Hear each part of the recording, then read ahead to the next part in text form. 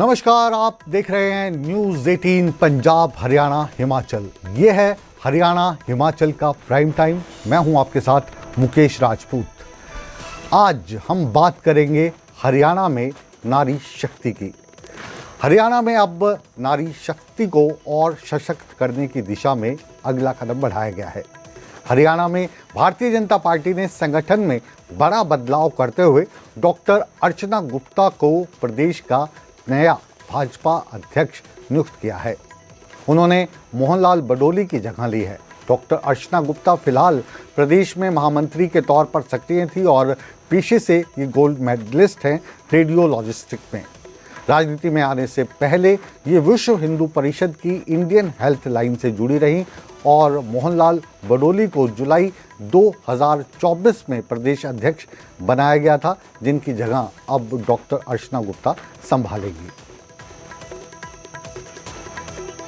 मैं आप सबके चैनल के माध्यम से हमारे देश के यशस्वी प्रधानमंत्री आदरणीय नरेंद्र मोदी जी, हमारे राष्ट्रीय अध्यक्ष आदरणीय नितिन नवीन जी और हमारे गृह मंत्री आदरणीय अमित शाह जी, हमारे कैबिनेट मंत्री आदरणीय मनोहर लाल जी और हमारे प्रदेश के यशस्वी मुख्यमंत्री आदरणीय नायब सिंह सैनी जी, हमारे राष्ट्रीय संगठन मंत्री, प्रदेश के संगठन मंत्री और हमारे शीर्ष नेतृत्व, सभी का मैं दिल की गहराइयों से बहुत बहुत धन्यवाद करती हूँ, उनको वंदन करती हूँ, अभिनंदन करती हूँ और उनका आभार प्रकट करती हूँ कि उन्होंने आज एक महिला में इतनी अपना विश्वास जताया और प्रदेश अध्यक्ष जैसी महत्वपूर्ण जिम्मेवारी मेरे को दी।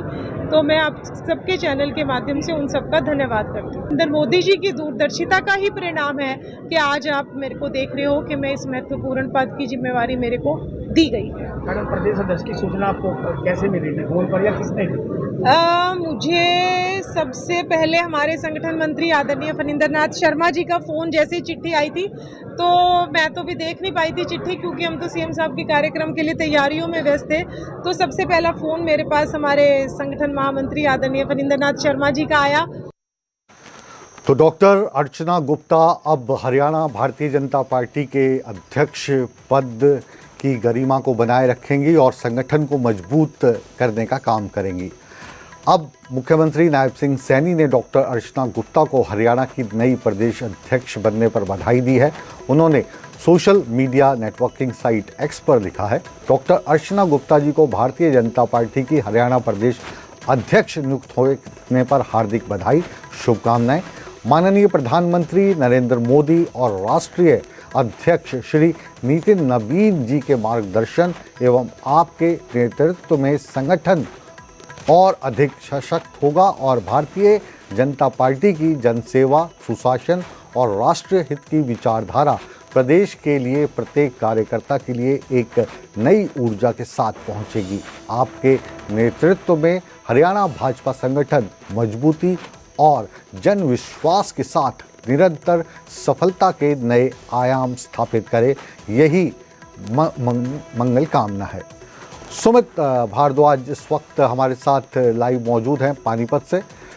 सुमित, आज नई प्रदेश अध्यक्ष आप के पानीपत से आती हैं, आपकी उनसे मुलाकात हुई, बात हुई, तो कैसी गहमा गहमी है आज पानीपत में?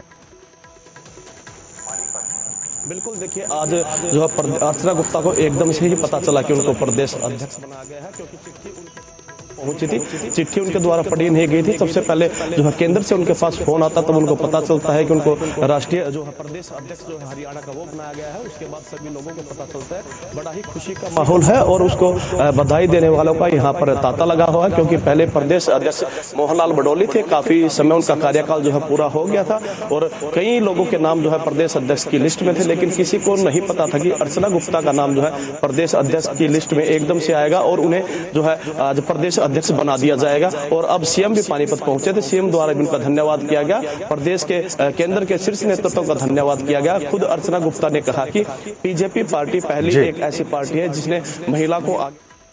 बहुत बहुत शुक्रिया आपका, और आप नज़र बना के रखें और इनसे एक्सक्लूसिव बातचीत करके जाहिर है कि जो इनके प्लान होंगे आगे वो दर्शकों तक हम पहुंचाएंगे। बहुत बहुत शुक्रिया आपका।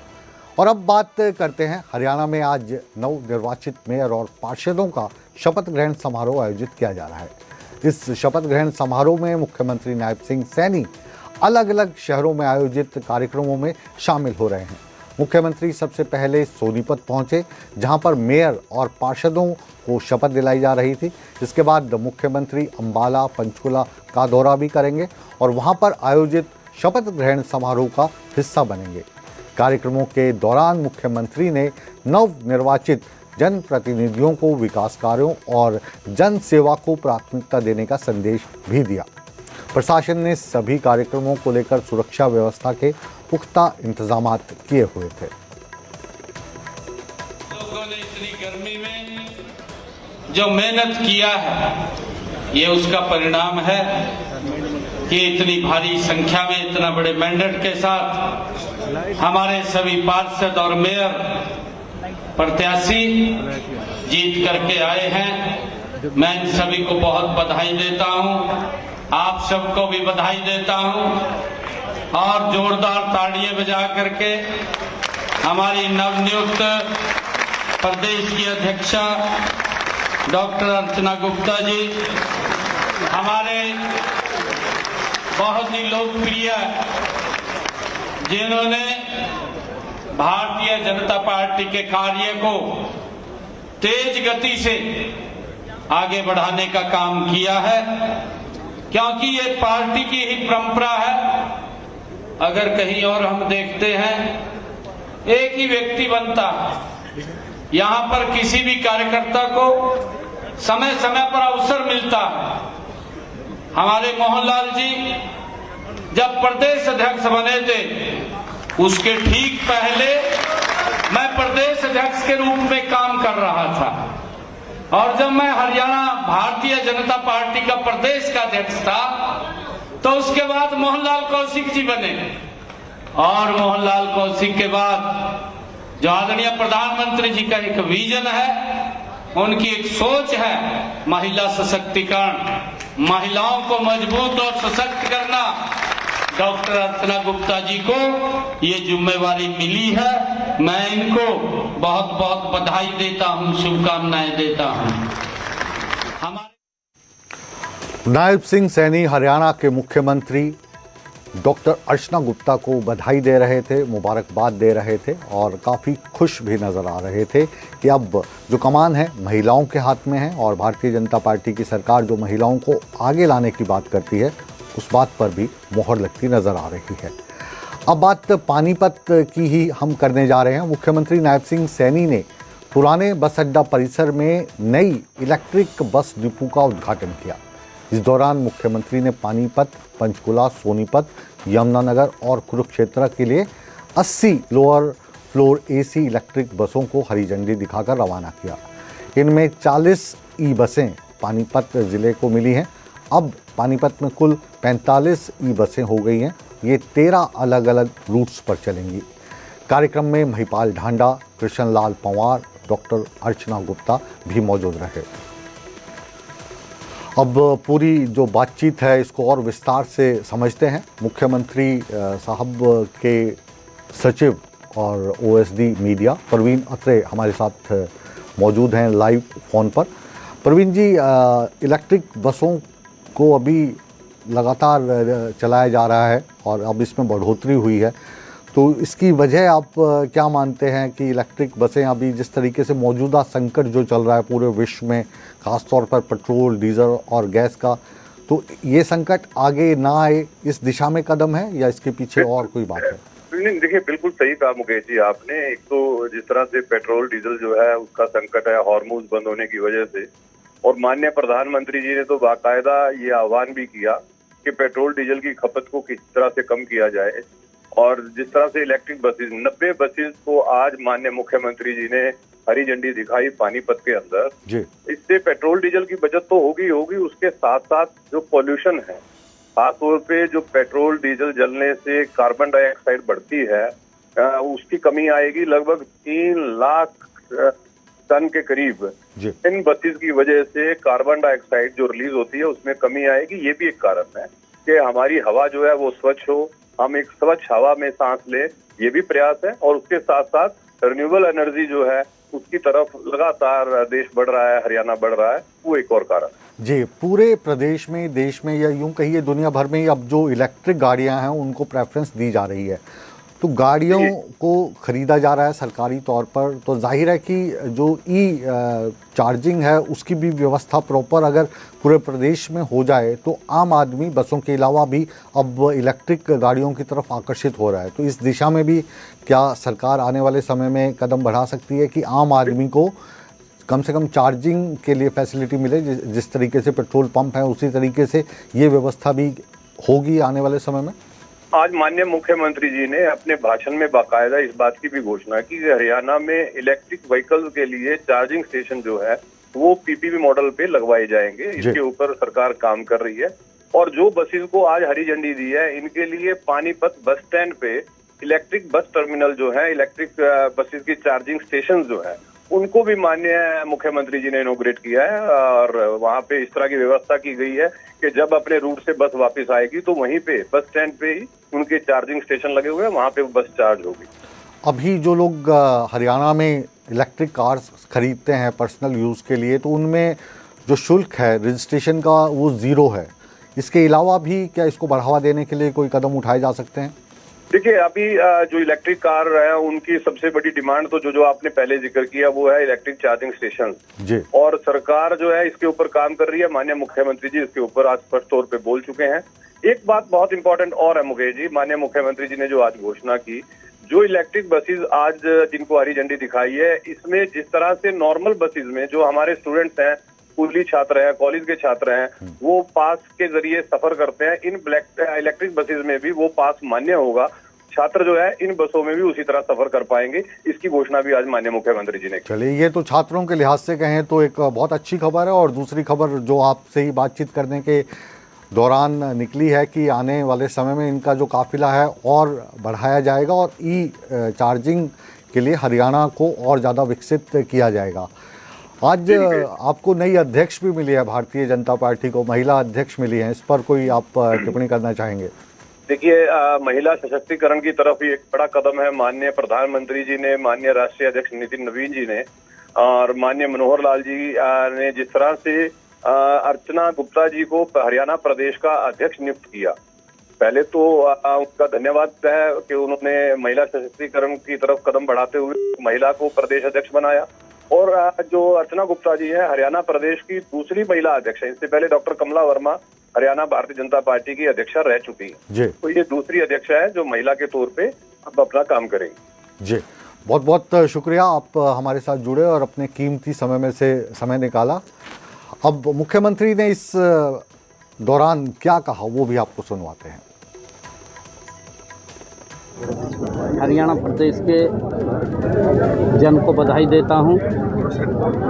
देश के यशस्वी प्रधानमंत्री आदरणीय मोदी जी की जो अपील थी, उन्होंने अपील किया था कि जिस प्रकार से पेट्रोल डीजल के भाव मिडिल ईस्ट की समस्या के कारण बढ़ रहे हैं, हमें इलेक्ट्रिक की तरफ बढ़ना चाहिए। उसी कड़ी में आज 80 इलेक्ट्रिक बसें हरियाणा प्रदेश के लोगों को उनकी सुविधा के लिए वो समर्पित की है।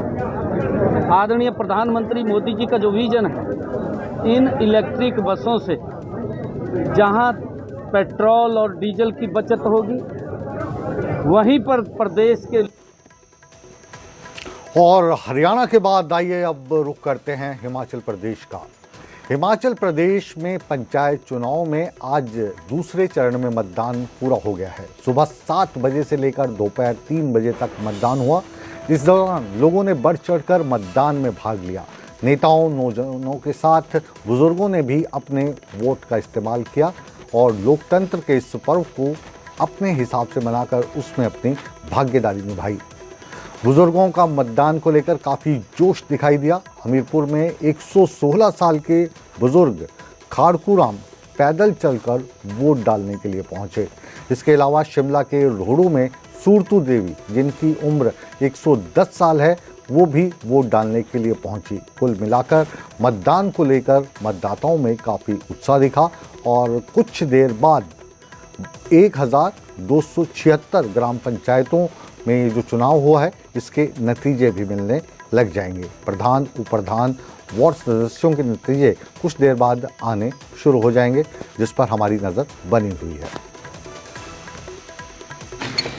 लोकतंत्र में पंचायती राज का एक बहुत बड़ा महत्व है।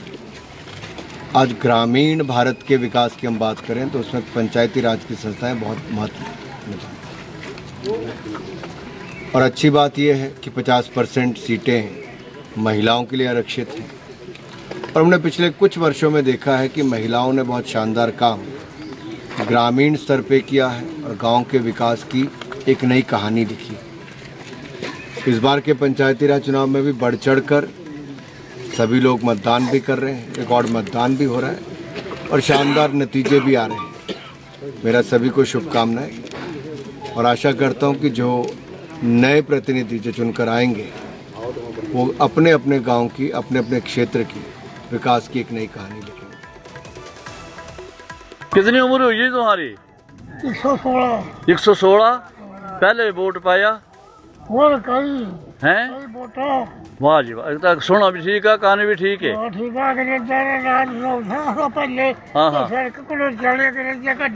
अच्छा जी, वाह जी वाह जी वाह, कमाल है।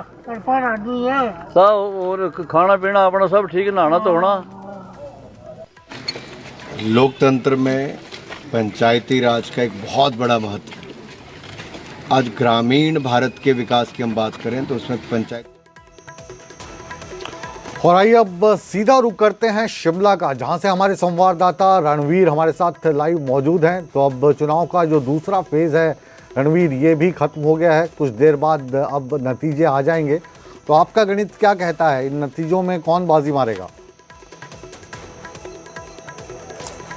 जी हाँ, देखिए अभी जो है 3 बजे तक का समय था मतदान का, लेकिन अभी पूरी तरह से पूरे प्रदेश से जानकारी निकल कर नहीं आई है कि कहां पर अभी मतदान चल रहा है। वैसे तो ग्रामीण क्षेत्रों में मतदान के लिए सुबह से ही लाइनें हमने देखी हैं, तो मतदान लगभग संपन्न हो गया है और शाम 4 या 5 बजे के आसपास जो राज्य निर्वाचन आयोग है उसके जो है आंकड़े सामने आएंगे, क्योंकि जो पहला फेज था उसमें 78% से ज़्यादा मतदान हुआ था। लेकिन यहाँ पर जो सवाल आपने किया है, आप जानते हैं कि जो पंचायत के जो चुनाव है उसमें जो ग्राम पंचायत का इलाका है वहाँ पर आप जानते हैं कि जो आपसी रिश्ते हैं और जो व्यक्ति का जो अपना जो है रसूख है या उसकी जो छवि है वो इसमें मायने रखती है। इसमें पार्टीबाजी तो ज़्यादा नहीं चलती है। लेकिन हाँ, इतना ज़रूर है कि जो बीडीसी के चुनाव हैं और ज़िला परिषद के जो चुनाव हैं उसमें आप थोड़ा बहुत कह सकते हैं कि जो पार्टियों का दखल इसमें रहता है और फ़ायदा भी कैंडिडेट को मिलता है। जब जो चुनाव हुए हैं ये क्या पार्टी चुनाव चिन्ह पर हुए हैं? नतीजे निकल कर आए थे रणबीर, जो पार्टी चुनाव चिन्ह पर ये चुनाव हुए हैं या समर्थन दिया है पार्टीज ने?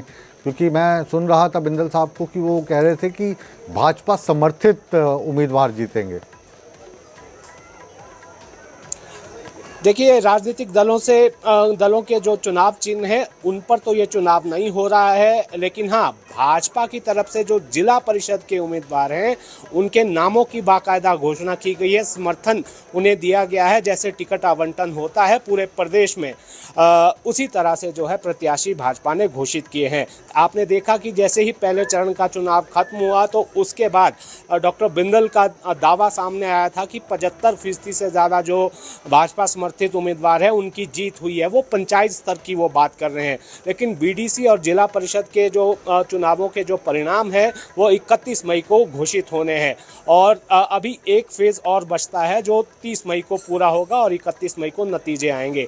बड़ी बात इसमें यह है कि जैसा कि ग्रामीण जो क्षेत्र है, गांव के लोग अपने गांव की सरकार चुनने जा रहे हैं, तो बड़ी संख्या में लोग जो है घरों से निकलकर आ रहे हैं। पिछली बार का जो पहले फेज का